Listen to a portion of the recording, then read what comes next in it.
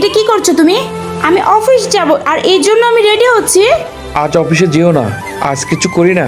করে কি হবে? করলে কি আর বাচ্চা হবে নাকি? আরে এমন কেন বলছো? আমরা তো চেষ্টা করছি, তাই না? হ্যাঁ, আমরা তো 4 বছর ধরে শুধু চেষ্টাই করছি, জীবনে তো আর বাচ্চা হচ্ছে না। আমার তো মনে হয় কখনোই আমার মা হওয়ার কোনো সৌভাগ্য নেই তোমার সাথে বিয়ে হয়ে। ঠিক আছে, কালকে আমরা ডাক্তার দেখাবো।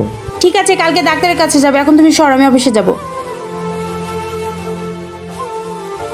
আপনার ওয়াইফের রিপোর্ট অনেক খারাপ। আপনার ওয়াইফ কখনোই মা হতে পারবে না, আর আমরাও কিছু করতে পারবো না। আপনারা এখন আসতে পারেন।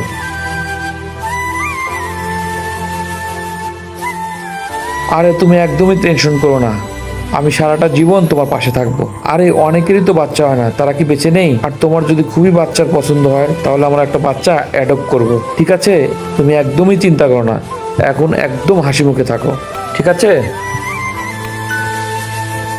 আমি ওকে কতটা ছোট করে দেখেছি, সবসময় অপমান করেছি।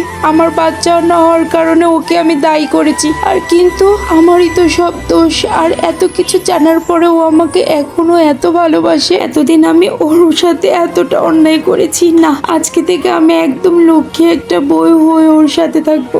ভিডিওটি ভালো লাগলে লাইক সাবস্ক্রাইব করে যাবেন।